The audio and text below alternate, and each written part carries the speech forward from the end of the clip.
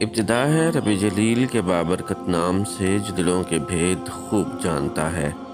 دیکھتی آنکھوں سنتے کانوں صابری میاں کا سلام پہنچے۔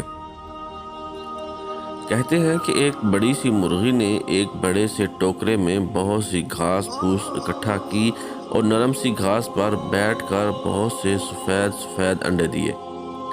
پھر دن رات ان انڈوں پر بیٹھنا شروع کیا۔ ایک ہفتہ گزرا، 2 گزرے، 3 گزرے اور کہیں 21ویں دن یہ انڈے کھٹ کھٹ ٹوٹنا شروع ہو گئے۔ ہر انڈے سے ایک ننھا منا سا چوزا نکلا۔ ان کے چھوٹے چھوٹے پر تھے۔ یہ چوزے نازک تھے، خوبصورت تھے۔ ہر چوزا روئی کا گالا دکھائی دیتا تھا۔ مرغی خوش تھی پر پریشان بھی تھی۔ ایک انڈا رہ گیا جس سے ابھی کچھ بھی نہ نکلا تھا۔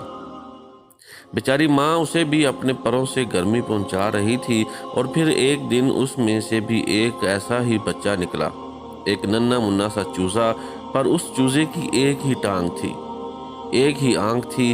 یہ چوزا بے حد شریر تھا۔ ایک دن اپنی ماں سے کہنے لگا، اماں میں گھر میں نہیں رہوں گا، میں جا رہا ہوں یہاں سے بادشاہ کا محل دیکھنے کے لیے، اور پھر وہاں جا کر بادشاہ سلامت سے بھی ملوں گا۔ مرغی نے کہا، ارے میرے پیارے، میرے ننھے لنگٹو، کیسی باتیں کرتا ہے؟ مجھے ایسی باتوں سے ڈر لگتا ہے۔ چھوٹے چھوٹے بچوں کو چاہیے کہ آرام سے گھر پر رہیں اور اپنی ماں کے پروں میں خوب خوب گرم گرم راتیں بسر کریں۔ چوزے نے کہا، نہیں، میں جا رہا ہوں۔ مرغی نے کہا، رک جاؤ، رک جاؤ، تمہارے لیے آگے جانا مشکل ہوگا۔ چوزے نے کہا، مشکل کیوں؟ مرغی نے کہا، تمہاری صحت اور تمہارے جسم کی بناوٹ کی وجہ سے تم تھک جاؤ گے۔ چوزے نے کہا، جو ڈرتے ہیں وہ آگے بڑھ نہیں سکتے، میں جا رہا ہوں، مجھے خوشی خوشی جانے دو۔ مرغی نے کہا، کیا یہ تمہارا آخری فیصلہ ہے؟ چوزے نے کہا، ہاں، خدا حافظ۔ اور پھر چوزا اچک اچک کر مسکراتے ہوئے چل پڑا۔ ایک جگہ آگ جل رہی تھی۔ وہ جلتی ہوئی آگ کے قریب آیا، اپنے آپ کو گرم کیا اور جب جانے لگا تو آگ بول اٹھی۔ آگ نے کہا، میاں لنگڑے، ذرا اپنی ننھی سی چونچ سے چند تنکے اٹھا کر لاؤ اور مجھے دے دو تاکہ میں ذرا دیر تک چل سکوں اور اس راستے سے گزرنے والوں کو گرمی دے سکوں۔ چوزے نے کہا، نہیں، میرے پاس وقت نہیں ہے، میں جلدی میں ہوں۔ آگ نے کہا، کیسی جلدی؟ کہاں جانا ہے تم کو؟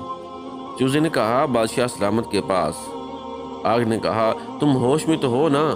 چوزے نے کہا، ہاں، میں جو کہہ رہا ہوں ٹھیک ہی کہہ رہا ہوں۔ آگ نے کہا، ذرا لمحہ بھر رکو اور میری مدد کرو۔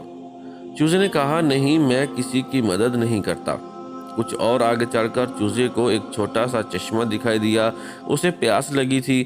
پہلے اس نے اپنی پیاس بجھائی، پھر ادھر ادھر دیکھا۔ چشمے کا پانی راستے کی جانب سرک رہا تھا، جس کی وجہ سے چلنا دشوار بن رہا تھا۔ چشمے نے کہا، بجھ گئی پیاس؟ میرا پانی تو بہت ٹھنڈا ہے۔ چوزا، ہاں، پیاس تو بجھ گئی۔ چشمے نے کہا، میاں لنگڑے، میرا ایک چھوٹا سا کام کرو گے؟ چوزے نے کہا، کیا کام ہے؟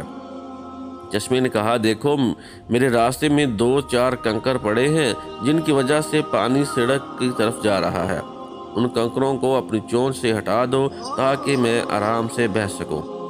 چوزے نے کہا، میں یہ کام نہیں کر سکوں گا، مجھے بہت دور جانا ہے، میں بادشاہ کا محل دیکھنے جا رہا ہوں۔ بھلا یہ لنگڑا چوزا کسی کی بات سنتا ہے؟ سنی انسنی کر کے آگے بڑھتا جا رہا ہے۔ شکر ہے کہ اس کی ایک ہی ٹانگ ہے، اگر دونوں ٹانگیں ہوتیں تو شاید یہ خود ہی بادشاہ سلامت بننے کا اعلان کرتا۔ بہرحال ابھی بادشاہ کا محل دور تھا۔ چلتے چلتے اسے کانٹوں سے بھری ایک جھاڑی ملی۔ جھاڑی کے کانٹوں میں ہوا کا دامن پھنس گیا اور وہ ادھر سے ادھر نکل نکل کر چل رہی تھی۔ اس نے مرغی کے بچے کو دیکھا تو بولی، میاں لنگڑے مسافر، مجھ پر رحم کر اور مجھے اس جھاڑی سے نکال کر اپنی رحم دلی کا اظہار کر۔ اس جھاڑی کے کانٹے بڑے تیز ہیں۔ مگر حسب معمول میاں لنگڑے نے ایک نہ سنی، اپنا سر ہلایا اور ہوا سے بھی وہی جلدی کا بہانہ بنا کر آگے چل دیا اور کودتے پھاندتے بادشاہ کے محل پہنچ گیا۔ اس دوران بادشاہ کا باورچی ایک چوزا پکڑنے نکلا تھا بادشاہ سلامت کے ناشتے کے لیے۔ اس نے یہاں لنگڑے کو اچکتے دیکھا تو جھٹ سے پکڑ لیا اور دیگچی میں ڈال کر دیگچی کو آگ پر چڑھا دیا۔ میاں چوزے نے چلا کر کہا، دہائی ہے، دہائی ہے، آگ بادشاہ سلامت کی دہائی ہے، مجھے مت جلاؤ۔ آگ نہیں نہیں، میں تمہاری کوئی مدد نہیں کروں گی۔ جب مجھے تمہاری مدد کی ضرورت پڑی تھی تو تم جلدی میں تھے اور اب مجھے جلدی ہے۔ اتنی دیر میں باورچی لوٹ آیا۔ اس نے ڈھکن اٹھا کر دیکھا تو اسے چوزا پسند نہیں آیا، کیونکہ اس کی صرف ایک ہی ٹانگ تھی، اور اگر بادشاہ سلامت دوسری ٹانگ کے بارے میں پوچھے گا تو وہ کیا جواب دے گا؟ اس کی بات پر کوئی یقین نہیں کرے گا۔ باورچی نے چوزے کو دیگچی سے نکال کر باہر پھینک دیا۔ باورچی خانے میں پانی کی ایک نالی تھی۔ لنگڑا چوزا اس کے پاس گیا۔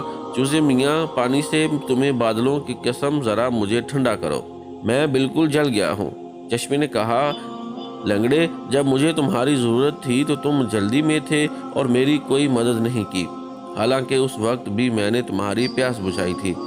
چوزے نے کہا، یہ دیکھو، یہاں سے ہوا چل رہی ہے، مجھے ڈر ہے کہ ہوا کا یہ جھونکا مجھے باہر نہ پھینک دے۔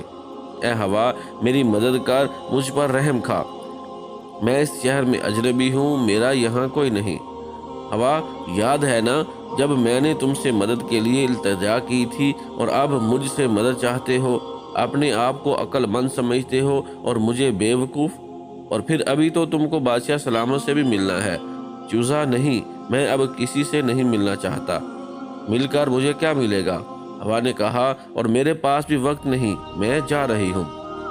اور یہ کہتے ہوئے ہوا نے زور سے اوپر کا رخ کیا تو میاں چوزا ایک مینار کی چوٹی پر جا کر اٹک گیا اور ابھی تک وہیں پر لٹکا ہوا ہے۔